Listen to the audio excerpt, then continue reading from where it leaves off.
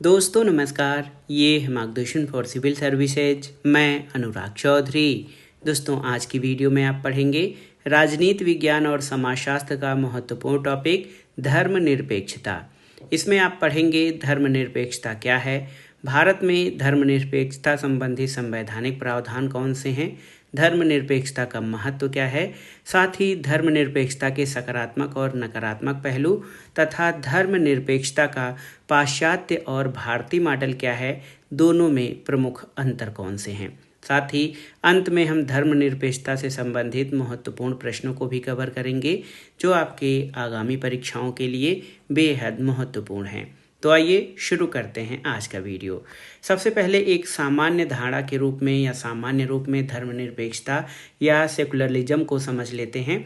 धर्मनिरपेक्षता का अर्थ होता है दोस्तों राज्य का धर्म के मामले में तटस्थ होना, यानी राज्य का अपना कोई आधिकारिक धर्म न हो और सभी धर्मों को समान सम्मान और सुरक्षा प्रदान करना, ये धर्मनिरपेक्षता का अर्थ है। सामान्य रूप से देखा जाए तो ये राजनीति और राज्य प्रशासन को धार्मिक मामलों से अलग रखने का सिद्धांत है और भारतीय संदर्भ में धर्मनिरपेक्षता को पंथ निरपेक्षता भी कहा जाता है और इसे 42वें संविधान संशोधन 1976 द्वारा संविधान के प्रस्तावना में जोड़ा गया था।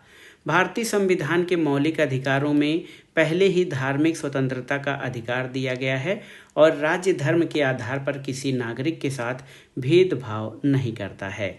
दोस्तों राज्य की भूमिका धर्मनिरपेक्षता के संबंध में ये होती है कि राज्य धर्म के मामलों में तटस्थ रहता है, लेकिन आवश्यकता पड़ने पर सामाजिक सुधार या व्यवस्था बनाए रखने के लिए धार्मिक मामलों में हस्तक्षेप कर सकता है। भारत में ये इसलिए महत्वपूर्ण है क्योंकि कई प्रकार की सामाजिक बुराइयां जो धर्म से जुड़ी हुई हैं, जैसे अस्पृश्यता या छुआछूत और एक विशेष वर्ग के लोगों को मंदिरों में प्रवेश के निषेध को लेकर इसमें राज्य हस्तक्षेप करता है, जिससे कि धर्मनिरपेक्षता की रक्षा हो सके। तो धर्मनिरपेक्षता दोस्तों एक जटिल और गत्यात्मक अवधारणा है। इस अवधारणा का प्रयोग सबसे पहले यूरोप में किया गया था और ये एक ऐसी विचारधारा है जिसमें धर्म और धर्म से संबंधित विचारों को इहलोक से संबंधित मामलों में जानबूझकर दूर रखा जाता है, यानी तटस्थ रखा जाता है। और सबसे महत्वपूर्ण बात यह है कि धर्मनिरपेक्षता राज्य द्वारा किसी विशेष धर्म को संरक्षण प्रदान करने से रोकती है। राज्य का अपना कोई विशेष धर्म न हो और न ही राज्य किसी विशेष धर्म के उन्नयन में जो है सहायता करे या सहयोग करे, यही धर्मनिरपेक्षता का मूल तत्व है। धर्मनिरपेक्षता का तात्पर्य क्या है? तो धर्मनिरपेक्षता का अर्थ है राज्य राजनीति या किसी गैर धार्मिक मामले से धर्म को दूर रखे और सरकार धर्म के आधार पर किसी से भी कोई भेदभाव न करे, यही धर्मनिरपेक्षता है। लेकिन अगर बृहद रूप में धर्मनिरपेक्षता को देखें तो धर्मनिरपेक्षता का अर्थ किसी धर्म का विरोध करना नहीं, बल्कि सभी को अपने धार्मिक विश्वास और मान्यताओं को पूरी आज़ादी से मानने की छूट देता है। धर्मनिरपेक्ष राज्य में उस व्यक्ति का भी सम्मान होता है जो किसी भी धर्म को नहीं मानता है। तो ये धर्मनिरपेक्षता का व्यापक अर्थ है। धर्मनिरपेक्षता का जो सामान्य और सटीक अर्थ होता है कि राज्य और धर्म में अलगाव हो, राज्य का कोई विशेष धर्म न हो और न ही धर्म के आधार पर किसी से कोई भेदभाव करे। तो सामान्य रूप से आपने धर्मनिरपेक्षता के अर्थ को समझ लिया। धर्मनिरपेक्षता के संबंध में देखा जाए, धर्म व्यक्ति का नितांत निजी मामला है जिसमें राज्य तब तक हस्तक्षेप नहीं करता जब तक कि विभिन्न धर्मों की मूल धारणाओं में आपस में टकराव या विरोध की स्थिति न उत्पन्न हो। तो राज्य को वैसे भी धार्मिक मामलों में कोई हस्तक्षेप नहीं करना चाहिए, लेकिन यदि किसी एक धर्म के मानने वाले लोगों से दूसरे धर्म के लोगों की भावनाएं आहत होती हों या उनके बीच किसी भी आधार पर टकराव उत्पन्न होता है, तब तक या टकराव उत्पन्न होने की स्थिति तक राज्य को उसमें हस्तक्षेप नहीं करना चाहिए किसी भी व्यक्ति के धार्मिक मामले में। धर्मनिरपेक्षता के संबंध में संवैधानिक दृष्टिकोण क्या है? तो दोस्तों भारतीय संविधान में जो हमारे संविधान निर्माता थे, उन्होंने संविधान निर्माण के समय से ही इसमें धर्मनिरपेक्षता की अवधारणा निहित की थी। जो संविधान के भाग 3 जो कि मूल अधिकार है उसमें धार्मिक स्वतंत्रता के अधिकार अनुच्छेद 25 से 28 तक में वर्णित किया था। तो भारत के संविधान निर्माताओं ने मूल अधिकारों में ही धार्मिक स्वतंत्रता के अधिकार का वर्णन किया था।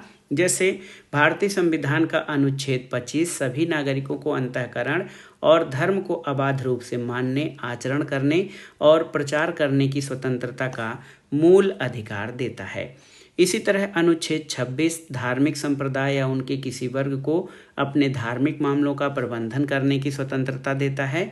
अनुच्छेद 27 नागरिकों को किसी धर्म या धार्मिक संप्रदाय को बढ़ावा देने और रख रखाव के लिए कर देने से स्वतंत्रता प्रदान करता है। और अनुच्छेद 28 जो है ये धर्म की स्वतंत्रता के अधिकार के अंतर्गत शैक्षणिक संस्थाओं में धार्मिक शिक्षा या उपासना में भाग लेने की स्वतंत्रता से संबंधित है। तो ये हमारे संविधान के मूल अधिकारों में धार्मिक स्वतंत्रता के अधिकार वर्णित हैं। लेकिन भारतीय संविधान में धर्मनिरपेक्षता का कोई जिक्र नहीं था। इस शब्द का भारतीय संविधान में धर्मनिरपेक्षता को परिभाषित करते हुए 42वें संविधान संशोधन अधिनियम 1976 के द्वारा संविधान की प्रस्तावना में पंथ निरपेक्षता या सेकुलरलिज्म शब्द को जोड़ा गया था। और ये जो है संवैधानिक प्रावधान के रूप में स्पष्ट रूप से जो है 42वें संविधान संशोधन के द्वारा इसको जोड़ा गया। तो यहाँ पर पंथ निरपेक्षता का अर्थ है कि भारत सरकार धर्म के मामले में तटस्थ यानी न्यूट्रल रहेगी, उसका कोई धार्मिक पंथ नहीं होगा और देश में सभी नागरिकों को अपनी इच्छा के अनुसार धार्मिक उपासना का अधिकार होगा। भारत सरकार न तो किसी धार्मिक पंथ का पक्ष लेगी और न ही किसी धार्मिक पंथ का विरोध करेगी। तो ये भारत में पंथ निरपेक्षता का अर्थ है। दोस्तों, पंथ निरपेक्ष राज्य धर्म के आधार पर किसी नागरिक से भेदभाव न करके प्रत्येक व्यक्ति के साथ समान व्यवहार करता है और भारत का संविधान किसी धर्म विशेष से जुड़ा हुआ नहीं है। इसलिए इसको हम धर्मनिरपेक्ष संविधान और धर्मनिरपेक्ष शासन व्यवस्था कह सकते हैं। धर्मनिरपेक्षता का महत्व क्या है इसको जान लेते हैं। Importance of secularism. दोस्तों, भारतीय धर्मनिरपेक्षता अपने आप में एक अनूठी अवधारणा है जिसे भारतीय संस्कृति की विशेष आवश्यकताओं और विशेषताओं को ध्यान में रखते हुए अपनाया गया है। धर्मनिरपेक्षता का महत्व क्या है और विशेषकर भारत में इसको हम कुछ बिंदुओं के द्वारा समझेंगे। पहला ये है कि धर्मनिरपेक्षता समाज में विज्ञान और प्रौद्योगिकी तथा तर्कवाद को प्रोत्साहित करता है यानी बढ़ावा देता है और एक आधुनिक धर्मनिरपेक्ष राज्य का आधार बनाता है। दूसरा है कि एक धर्मनिरपेक्ष राज्य धार्मिक दायित्वों से स्वतंत्र होता है, सभी धर्मों के प्रति सहिष्णु रवैया अपनाता है। तीसरा ये है कि व्यक्ति अपनी धार्मिक पहचान के प्रति अत्यधिक संवेदनशील होता है, इसलिए वह किसी व्यक्ति या व्यक्ति समूह के हिंसापूर्ण व्यवहार के विरुद्ध सुरक्षा प्राप्त करना चाहेगा और ये सुरक्षा सिर्फ धर्मनिरपेक्ष राज्य ही प्रदान कर सकता है। चौथा ये है कि धर्मनिरपेक्ष राज्य ऐसे लोगों के लिए भी जो नास्तिक हैं या किसी विशेष धर्म या आस्था को नहीं मानते हैं, उनके भी जीवन और संपत्ति की रक्षा करता है। साथ ही उन्हें अपने तरीके की जीवन शैली और जीवन जीने का अधिकार भी देता है। तो इस तरह से धर्मनिरपेक्षता का महत्व इस बात में है कि ये एक सकारात्मक, क्रांतिकारी और व्यापक अवधारणा है जो विविधता को मजबूती प्रदान करता है। दोस्तों, धर्मनिरपेक्षता के कुछ सकारात्मक और नकारात्मक पक्ष भी हैं। पहले इसके हम सकारात्मक पक्षों को देखेंगे। देखिए, धर्मनिरपेक्षता की भावना एक उदार और व्यापक दृष्टिकोण प्रस्तुत करती है जो सर्वधर्म समभाव की भावना से परिचालित है। धर्मनिरपेक्षता सभी को एकता के सूत्र में बांधने का कार्य करती है। इसमें किसी भी समुदाय का अन्य समुदायों पर वर्चस्व स्थापित नहीं होता है। तीसरा है कि ये लोकतांत्रिक व्यवस्था को मजबूती प्रदान करती है और धर्म को राजनीति से पृथक करने का कार्य करती है। और इसके अलावा धर्मनिरपेक्षता का लक्ष्य नैतिकता तथा मानव कल्याण को बढ़ावा देना है जो सभी धर्मों का मूल उद्देश्य भी है। तो ये थे धर्मनिरपेक्षता के सकारात्मक पहलू। अब आइए देखते हैं धर्मनिरपेक्षता के कुछ नकारात्मक पक्ष भी हैं। दोस्तों भारतीय परिप्रेक्ष्य में अगर जो देखा जाए तो धर्मनिरपेक्षता को लेकर आरोप लगाया जाता है कि ये पश्चिम से आयातित है, यानी इसकी जड़ें या उत्पत्ति ईसाईयत में खोजी जाती हैं। लेकिन ऐसा इस कारण से है क्योंकि इसका नकारात्मक पक्ष इस कारण से है क्योंकि धर्मनिरपेक्षता पर धर्म विरोधी होने का आक्षेप भी लगाया जाता है। ये राज्य और धर्म की तटस्थता पर बल देता है, इसलिए कुछ लोग कहते हैं कि ये धार्मिक पहचान के लिए खतरा उत्पन्न करता है धर्मनिरपेक्षता। दूसरी बात यह है कि भारतीय संदर्भ में धर्मनिरपेक्षता पर आरोप इसलिए लगाया जाता है क्योंकि राज्य बहुसंख्यकों से प्रभावित होकर अल्पसंख्यकों के मामले में हस्तक्षेप करता है, जो अल्पसंख्यकों के मन में ये शंका उत्पन्न करता है कि राज्य तुष्टीकरण की नीति को बढ़ावा देता है और ऐसी प्रवृत्तियां ही किसी समुदाय में सांप्रदायिकता को बढ़ावा देती हैं। तो भारतीय संदर्भ में धर्मनिरपेक्षता पर बहुसंख्यक यानी ऐसे धार्मिक समुदाय जो अधिक मात्रा में हैं और अल्पसंख्यक के बीच जो है तनाव या भेदभाव तथा एक तरह से उनके बीच शंका उत्पन्न करता है कि जो संख्या में अधिक जिस धार्मिक समुदाय के लोग हैं, राज्य उनको विशेष रूप से सुविधाएं देता है, लेकिन इस तरह का नहीं है। भले ही इस बिंदु पर धर्मनिरपेक्षता की आलोचना की जाती है। धर्मनिरपेक्षता को कभी कभी अति उत्पीड़नकारी के रूप में भी देखा जाता है क्योंकि ये समुदाय या व्यक्तियों की धार्मिक स्वतंत्रता में अत्यधिक हस्तक्षेप करती है। लेकिन अगर हम समग्र रूप से मूल्यांकन करें तो धर्मनिरपेक्षता सभी के लिए अच्छा है और ये किसी वर्ग विशेष या किसी धर्म विशेष के मामले में ये पूरी तरह से तटस्थ होकर कार्य करना चाहता है और जो कोई भी धर्म हो, चाहे उसको मानने वाले बहुसंख्यक लोग हैं या अल्पसंख्यक लोग, सभी के उन्नयन का प्रयास किया जाता है भारतीय धर्मनिरपेक्षता के मॉडल में। अब इसी पर आइए एक जो हमारा आज का सब टॉपिक है कि धर्मनिरपेक्षता का भारतीय और पाश्चात्य मॉडल क्या है, इनका हम कंपैरेटिव अध्ययन करेंगे। दोस्तों कभी कभी ये कहा जाता है कि भारतीय धर्मनिरपेक्षता पश्चिमी धर्मनिरपेक्षता की नकल भर है, लेकिन जब हम संविधान को ध्यान से पढ़ेंगे तो पता चलेगा कि ऐसा नहीं है। भारतीय धर्मनिरपेक्षता पश्चिमी धर्मनिरपेक्षता से बुनियादी रूप से भिन्न है और इसके बारे में हम कुछ बिंदुओं पर देखेंगे कि पश्चिमी या पाश्चात्य धर्मनिरपेक्षता और भारतीय धर्मनिरपेक्षता में प्रमुख अंतर क्या है। पहला अंतर है कि पश्चिमी धर्मनिरपेक्षता जहां धर्म और राज्य के बीच पूर्णतः संबंध विच्छेद पर आधारित है, वहीं भारतीय संबंध ये अंतर धार्मिक स्वतंत्रता पर आधारित है। पश्चिमी धार्मिक निरपेक्षता या पश्चिमी धर्मनिरपेक्षता में राज्य और धर्म एक दूसरे से अलग होते हैं, लेकिन भारतीय संदर्भ में ये सभी धर्मों के प्रति समानता पर आधारित है। पश्चिम में धर्मनिरपेक्षता का पूर्णतः नकारात्मक और अलगाववादी स्वरूप है, वहीं भारत में ये समग्र रूप से सभी धर्मों का सम्मान करने की संवैधानिक मान्यता पर आधारित है। तो इस तरह से देखा जाए तो भारतीय धर्मनिरपेक्षता ने अंतः धार्मिक यानी एक दूसरे अन्य धार्मिक समुदायों और अंतर धार्मिक वर्चस्व पर एक साथ ध्यान केंद्रित किया है। इसने हिंदुओं के अंदर दलितों और महिलाओं के उत्पीड़न और भारतीय मुसलमानों अथवा ईसाइयों के अंदर महिलाओं के प्रति भेदभाव और बहुसंख्यक समुदाय द्वारा अल्पसंख्यक धार्मिक समुदायों के अधिकारों पर उत्पन्न किए जा सकने वाले खतरों का विरोध किया है, जो इसे पश्चिमी धर्मनिरपेक्षता की अवधारणा से अलग बनाता है। एक और अंतर अगर देखें कि पश्चिम में कोई धार्मिक संस्था किसी समुदाय या महिला के लिए कोई निर्देश देती है तो सरकार और न्यायालय उस मामले में हस्तक्षेप नहीं कर सकते, लेकिन भारत में ऐसा नहीं है। भारत में मंदिरों मस्जिदों में महिलाओं के प्रवेश जैसे मुद्दों पर भी राज्य और न्यायालय दखल दे सकते हैं। भारतीय धर्मनिरपेक्षता में राज्य समर्थित धार्मिक सुधार की गुंजाइश भी होती है और अनुकूलता भी, जो पश्चिम में देखने को नहीं मिलती है। जैसे भारतीय संविधान ने अस्पृश्यता पर प्रतिबंध लगाया है, वहीं सरकार ने बाल विवाह के उन्मूलन के लिए अनेक कानून भी बनाए हैं। भारतीय धर्मनिरपेक्षता भी पूरी तरह से जो है आलोचना मुक्त नहीं है। इसकी भी कई बिंदुओं पर कई विद्वानों द्वारा आलोचना की गई है। ये आलोचना के बिंदु कौन से हैं? तो कुछ आलोचकों का तर्क है कि धर्मनिरपेक्षता धर्म विरोधी है, लेकिन भारतीय धर्मनिरपेक्षता धर्म विरोधी नहीं है। और आप जानते हैं कि इसमें सभी धर्मों को उचित सम्मान दिया गया है। धर्मनिरपेक्षता संस्थाबद्ध धार्मिक वर्चस्व का विरोध तो करती है, लेकिन ये धर्म विरोधी होने का पर्याय नहीं है। दूसरा बिंदु ये है कि धर्मनिरपेक्षता के विषय में ये भी कहा जाता है कि ये पश्चिम से आयातित या पश्चिम की नकल मात्र है, लेकिन ये सही आलोचना नहीं है। भारत में धर्मनिरपेक्षता को प्राचीन काल से अपनी एक विशिष्ट पहचान रही है।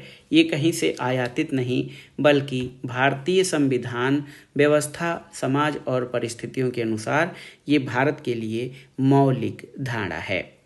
इसके अलावा धर्मनिरपेक्षता के भारतीय मॉडल पर यह आरोप लगाया जाता है कि भारत में धर्मनिरपेक्षता राज्य द्वारा संचालित होती है।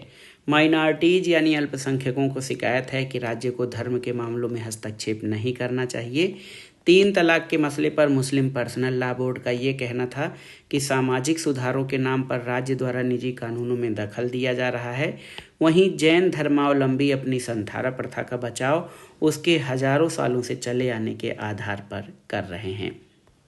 लेकिन धर्मनिरपेक्षता पर सवाल उठाते कुछ घटनाएं इसके समक्ष चुनौती पेश करती हैं, जैसे 1984 के दंगे, बाबरी मस्जिद का ध्वंस, 1992-93 के मुंबई दंगे, गोधरा कांड और 2003 के गुजरात दंगे। गोहत्या रोकने की आड़ में धार्मिक और नस्ली हमले भी हैं। आलोचकों द्वारा एक अन्य तर्क ये भी दिया जाता है कि धर्मनिरपेक्षता वोट बैंक की राजनीति को बढ़ावा देती है। आप यूनिफॉर्म सिविल कोड या यूसीसी के बारे में जानते होंगे, एक समान नागरिक संहिता। तो धर्मनिरपेक्षता के समक्ष एक अन्य चुनौती पेश कर रही है यूसीसी। यूनिफॉर्म सिविल कोड यानी समान नागरिक संहिता आज तक बहाल नहीं हो पाई है और एक धर्मनिरपेक्ष राष्ट्र के तौर पर ये देश की सबसे बड़ी चुनौती है। इसका समाधान किस प्रकार से हो? चूँकि धर्मनिरपेक्षता संविधान के मूल ढांचे या बेसिक स्ट्रक्चर का अभिन्न अंग है, इसलिए सरकारों को चाहिए कि वे इसका संरक्षण सुनिश्चित करें। एक वाद है एसआर बोम्मई बनाम भारत गणराज्य। इस मामले में 1994 में सर्वोच्च न्यायालय द्वारा निर्णय दिया गया कि अगर धर्म को राजनीति से अलग नहीं किया गया तो सत्ताधारी दल का धर्म ही देश का धर्म बन जाएगा। इसलिए राजनीतिक दलों को सर्वोच्च न्यायालय के इस निर्णय पर अमल करने की आवश्यकता है। यूसीसी यानी एक समान नागरिक संहिता जो धर्मनिरपेक्षता के समक्ष चुनौती प्रस्तुत करती है, इसको मजबूती से लागू करने की जरूरत है और किसी भी धर्मनिरपेक्ष राज्य में धर्म विशुद्ध रूप से व्यक्तिगत मामला है। इसलिए जो भी जनप्रतिनिधि हैं उनको चाहिए कि इसका प्रयोग वोट बैंक के रूप में करने से बचें।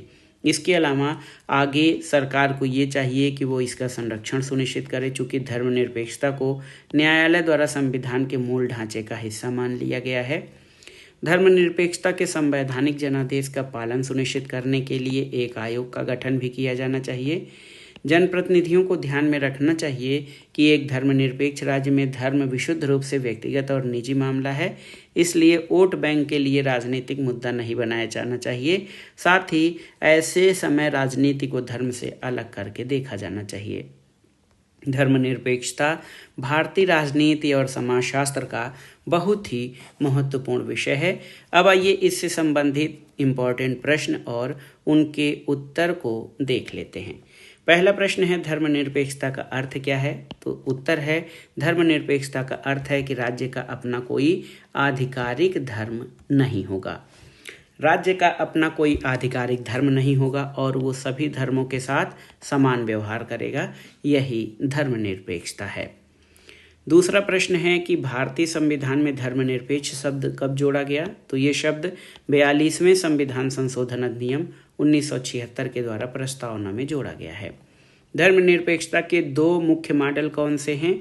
तो एक पश्चिमी मॉडल जो धर्म और राज्य के पूर्ण अलगाव पर आधारित है और दूसरा भारतीय मॉडल जो सभी धर्मों के समान सम्मान या सर्वधर्म सम्मान पर आधारित है। एक और महत्वपूर्ण प्रश्न है धर्मनिरपेक्षता या सेकुलरिज्म शब्द का प्रयोग सबसे पहले किसने किया? तो एक विचारक हैं George Jacob Hollioake. George Jacob Hollioake ने सबसे पहले 1851 में धर्मनिरपेक्षता शब्द का प्रयोग किया था। अगला प्रश्न है भारतीय संविधान का कौन से अनुच्छेद धार्मिक स्वतंत्रता के अधिकार से संबंधित हैं? तो ये हैं अनुच्छेद 25 से 28 जो धार्मिक स्वतंत्रता के अधिकारों से जो है संबंधित हैं। भारतीय संविधान का ये देखिए, भारतीय संविधान का अनुच्छेद 25 क्या सुनिश्चित करता है? तो ये किसी भी व्यक्ति को अपने धर्म को मानने, आचरण करने और प्रचार करने की स्वतंत्रता देता है। अगला है कि क्या भारतीय धर्मनिरपेक्षता नकारात्मक है या सकारात्मक? तो आप जान लीजिए भारतीय धर्मनिरपेक्षता सकारात्मक है, क्योंकि ये केवल धर्म से दूरी नहीं बनाता बल्कि सभी धर्मों को समान संरक्षण देता है। अनुच्छेद 27 किस बारे में है? तो ये विशिष्ट धर्म के प्रचार के लिए कर से मुक्ति प्रदान करता है, अनुच्छेद 27। अगला है क्या शिक्षण संस्थानों में धार्मिक शिक्षा दी जा सकती है? तो अनुच्छेद 28 के अनुसार पूर्णतः राज्य निधि से संचालित शिक्षण संस्थानों में कोई धार्मिक शिक्षा नहीं दी जा सकती है। पूर्णतः सरकारी संस्थान, ऐसे संस्थान जो पूरी तरह राज्य या सरकार द्वारा पोषित हैं, उसमें कोई धार्मिक शिक्षा नहीं दी जा सकती है। इसके द्वारा संविधान में धर्मनिरपेक्षता को संरक्षित करने का या सुनिश्चित करने का प्रयास किया गया है। अगला प्रश्न है सर्वधर्म समभाव का अर्थ क्या है? तो सभी धर्मों के प्रति समान सम्मान, और ये भारतीय धर्मनिरपेक्षता का मूल आधार है, क्योंकि भारतीय धर्मनिरपेक्षता राज्य को धर्म से अलग नहीं करती बल्कि सभी धर्मों के प्रति सम्मान और समान भाव या समानता का व्यवहार करना प्रदर्शित करती है। अगला प्रश्न है पश्चिमी धर्मनिरपेक्षता और भारतीय धर्मनिरपेक्षता में मुख्य अंतर क्या है? तो पश्चिमी मॉडल में राज्य और धर्म के बीच एक अभेद्य दीवार है, जबकि भारतीय मॉडल में राज्य धार्मिक सुधारों के लिए धर्म में हस्तक्षेप कर सकता है।